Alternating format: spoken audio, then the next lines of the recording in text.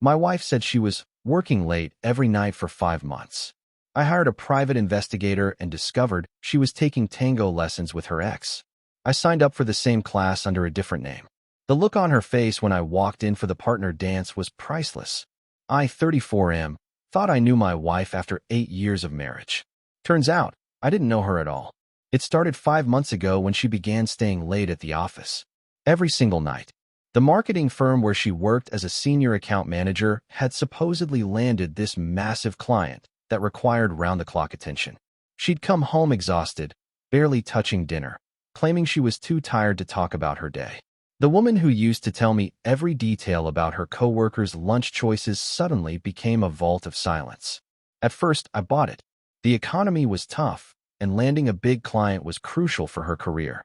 I supported her, took over more household duties, and even encouraged her to do whatever it took to secure the account. I was being the understanding husband I thought she deserved. But 5 months of this routine started eating at me. She'd leave at 7 in the morning and return at 11 at night, sometimes later. Weekends became sacred to her recovery time, which apparently meant sleeping until noon and spending the rest of the day on her phone. Our conversations became transactional exchanges about bills, groceries, and whose turn it was to take out the trash. The breaking point came when I decided to surprise her at work with her favorite Thai food. I called ahead to make sure she was there, and her assistant confirmed she was in back-to-back meetings all evening. But when I arrived at her office building at 8 p.m., the parking lot was nearly empty. The security guard told me most employees had left by 6, and he hadn't seen anyone matching my wife's description. I sat in my car for 2 hours, watching the entrance. She never showed up. That night, when she came home at her usual 11:30, I asked her how the Thai food was that I'd brought to her office. She looked confused for a split second before launching into a story about how grateful she was, how she'd shared it with her team during their late-night strategy session. The lie rolled off her tongue so smoothly that I almost believed it myself. I spent the next week conducting my own amateur investigation. I drove by her office at different times, checked her credit card statements, and even called her work number during hours she claimed to be in meetings. The pattern was clear. She wasn't where she said she was. The private investigator cost me $3,000, money I took from our joint savings account. I told myself it was an investment in the truth. The PI was a middle-aged woman who specialized in marital cases, and she assured me she'd have answers within 2 weeks. She had them in one. The photos hit me like a physical blow. My wife, dressed in a flowing red dress I'd never seen before, wrapped in the arms of her ex-boyfriend from college. They were dancing in what looked like a professional studio, their bodies pressed together in an intimate embrace that made my stomach turn. The PI had followed her to a Tango studio downtown, where she'd been taking private lessons twice a week for the past 5 months. But it wasn't just the dancing. The investigation revealed they'd been meeting for coffee before and after the lessons, sometimes grabbing dinner at restaurants across town. The PI had photos of them laughing over wine, his hand covering hers across the table, her leaning into him as they walked to their cars. The ex-boyfriend was someone I remembered from her stories about college. They'd dated for 3 years before she moved across the country for graduate school. She'd always described him as the one who got away, the relationship that ended due to circumstances rather than incompatibility. I'd never felt threatened by him because he lived in another state and worked in finance. Apparently, he'd moved back to our city 6 months ago. I stared at those photos for hours, trying to process the betrayal. It wasn't just the potential affair that destroyed me. It was the elaborate deception. She'd created an entire fictional work scenario, complete with fake client meetings and fabricated deadlines.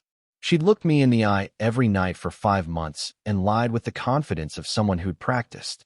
The revenge plan came to me while I was researching the dance studio online.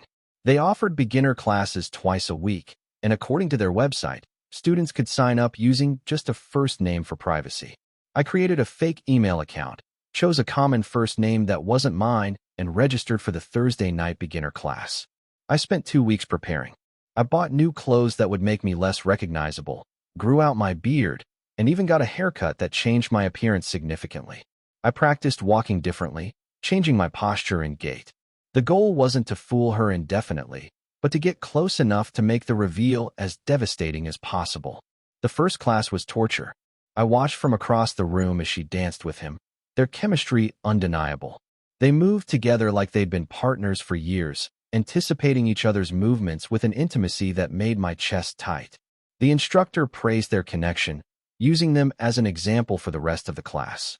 I partnered with other beginners, learning the basic steps while keeping my head down and my voice low when speaking to the instructor. My wife was so focused on her ex that she never looked in my direction. I was just another middle-aged man stumbling through dance steps, invisible in her peripheral vision. For 3 weeks, I attended every Thursday class, slowly improving my technique while gathering intelligence. I learned that they'd been planning to enter a local tango competition together. I discovered that he'd been the one to suggest the lessons, claiming he wanted to reconnect with his passion for dance. Most importantly, I realized that their relationship had progressed beyond just dancing and dinner dates. The way she touched his arm when he corrected her posture, the way she laughed at his jokes, the way she looked at him when she thought no one was watching. It was the way she used to look at me during our early dating years. I was watching my wife fall in love with someone else in real time, and she had no idea her husband was witnessing every moment. The instructor announced during my 4th week that the next class would focus on partner selection for an upcoming showcase. Students would be randomly paired for a performance piece, and the pairs would work together for the following month to prepare. My heart raced as I realized this was my opportunity. I arrived early that Thursday, positioning myself strategically in the room. When the instructor began calling out pairings, I held my breath. The randomization wasn't actually random. I'd spoken to the instructor before class, explaining that I was nervous about performing and asking if I could be paired with someone experienced who could help guide me through the routine. She suggested pairing me with one of the advanced students who'd been taking private lessons, my wife. When the instructor announced our pairing, I watched the color drain from my wife's face. She stood frozen across the room, her mouth slightly open, her eyes wide with shock and recognition. The ex-boyfriend looked confused, glancing between us as he tried to understand the sudden tension. I walked across the room slowly, maintaining eye contact with her the entire time. When I reached her, I extended my hand in the traditional dance position and asked if she was ready to begin. My voice was calm, controlled, nothing like the hurricane of emotions raging inside me. She took my hand mechanically, her palms sweaty against mine. We moved into the basic tango position, and I could feel her trembling. The instructor began demonstrating the routine we'd be learning, but I could tell my wife wasn't absorbing any of it. She kept stealing glances at me, probably trying to figure out how long I'd been coming to classes, how much I knew. We stumbled through the first few steps, her usual grace completely abandoned. She kept whispering questions. How long had I been there? Why hadn't I said anything? What was I doing? I responded that we should focus on the dance, that we could talk later. The instructor noticed our struggle and came over to help, commenting that sometimes new partnerships took time to develop chemistry. The irony wasn't lost on me. As the class progressed, I began to take control of our partnership. I'd been watching her dance with him for weeks, learning her preferred movements and anticipating her style. When I started leading her through steps she recognized, guiding her into turns and dips that complemented her natural rhythm, she began to relax slightly. But I could see the panic in her eyes. She was calculating, trying to figure out her next move. Would she confess everything? Would she try to explain away the lessons as innocent? Would she attempt to turn the situation around and accuse me of spying on her? The class ended with the instructor assigning us practice time together before the next session. She suggested we exchange contact information and meet during the week to work on our routine. I pulled out my phone and asked my wife for her number, as if I didn't already have it memorized. She stared at me for a long moment before slowly reciting the digits I'd been calling for 8 years. After class, she approached me in the parking lot. Her ex-boyfriend had left immediately after the session, probably sensing the tension and wanting to avoid whatever confrontation was brewing. She asked if we could talk, and I suggested we go home to have the conversation properly. The drive home was silent. She followed me in her car, and I could see her in my rearview mirror, probably rehearsing whatever explanation she planned to offer. I used the time to prepare myself for the conversation that would determine the future of our marriage. Update 1. We sat in our living room, the same space where we'd shared 8 years of conversations about our days, our dreams, our future together. Now it felt like a courtroom where our marriage would be tried and sentenced. She started with the predictable approach, asking how long I'd known, how I'd found out, whether I'd hired someone to follow her. I told her about the private investigator, about the photos, about the weeks I'd spent watching her dance with him. I laid out the evidence methodically, watching her face cycle through denial, anger, and finally resignation. Then she tried to minimize it. The dancing was just dancing, she claimed. She'd run into him at a coffee shop 6 months ago, and when he mentioned taking tango lessons, she'd been curious. She'd always wanted to learn to dance, and I'd never shown interest when she'd brought it up years ago.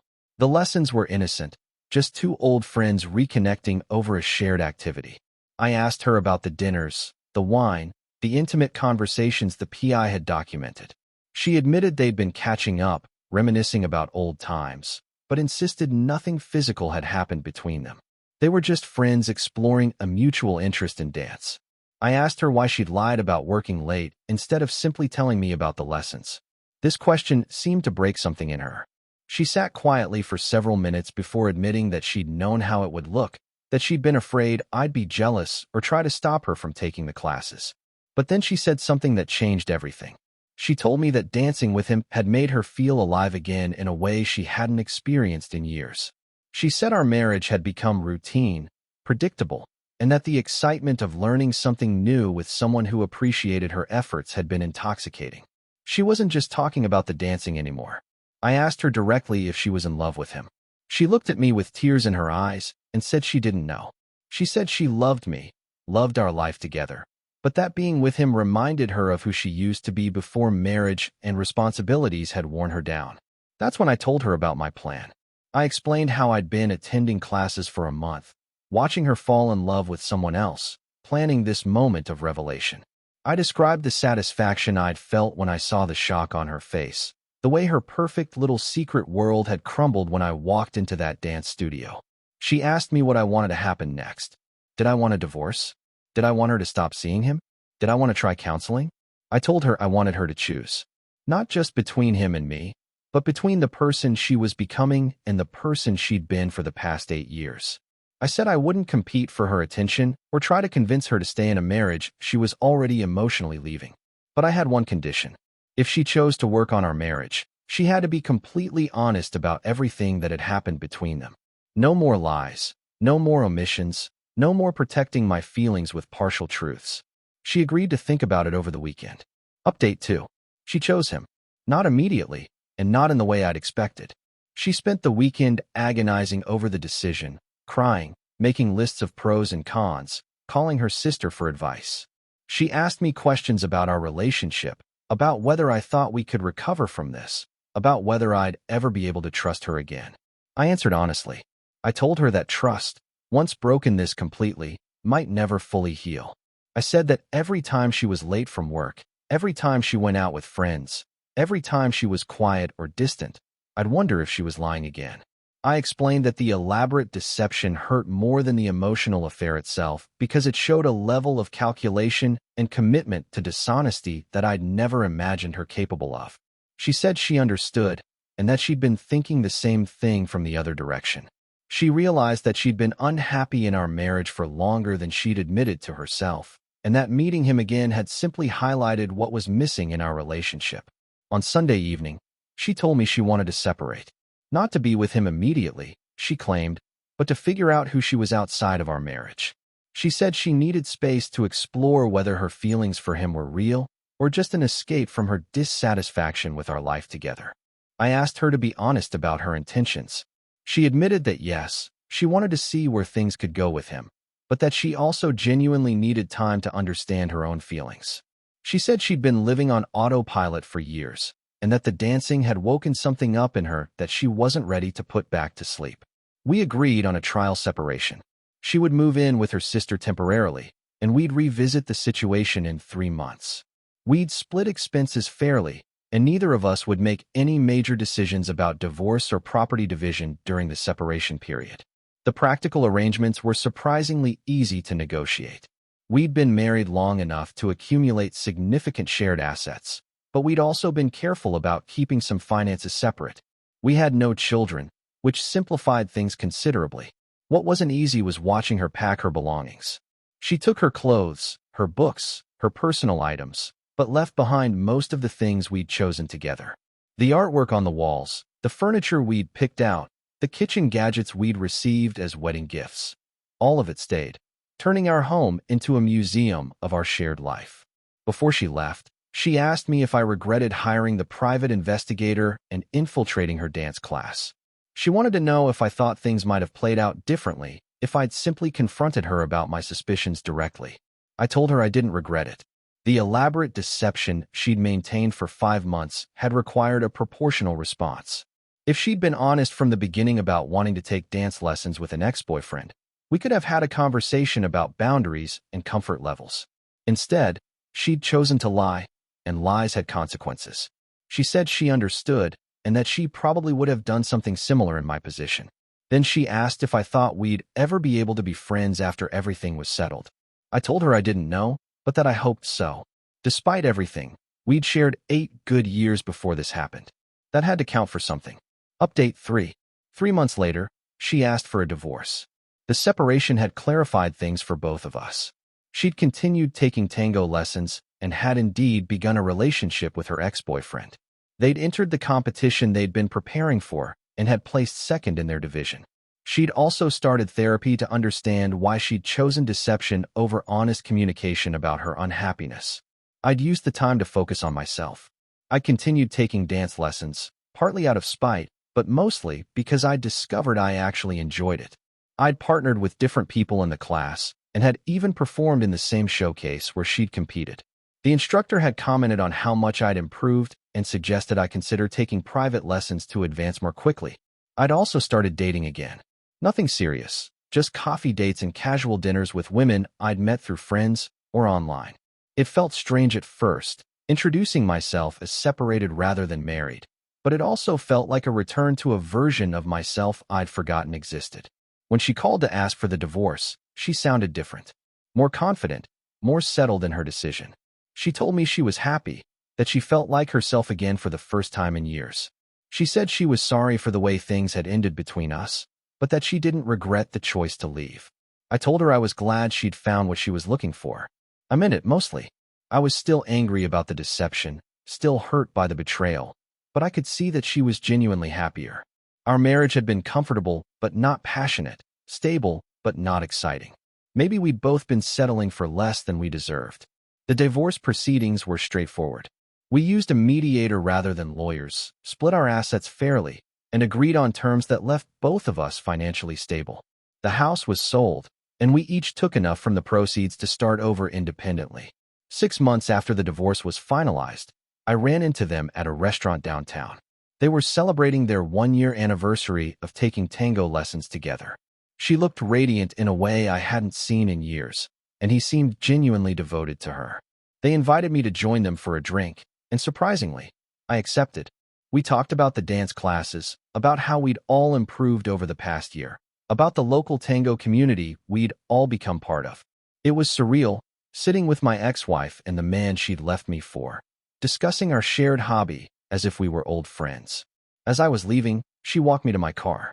She thanked me for handling everything with more grace than she'd expected, and she apologized again for the way she'd ended our marriage. She said she'd learned a lot about herself through therapy and that she understood now how much damage her deception had caused. I told her that I'd learned things too. I'd learned that I was stronger than I'd thought, that I could rebuild my life after having it completely upended. I'd learned that revenge, while satisfying in the moment, was less important than moving forward with integrity. She asked if I was happy, and I realized I could honestly say yes. Not the same kind of happiness I'd had during our marriage, but a different kind, more intentional, more authentic to who I was becoming rather than who I'd been. As I drove home to my new apartment, I thought about the moment I'd walked into that dance studio and seen the shock on her face. It had been satisfying, exactly as I'd planned. But the real victory hadn't been in exposing her deception or orchestrating that dramatic revelation. The real victory had been in discovering that I could survive the worst thing I'd imagined happening to my marriage, and that I could come out the other side as someone I actually liked being. I still take tango lessons twice a week. I'm pretty good at it now.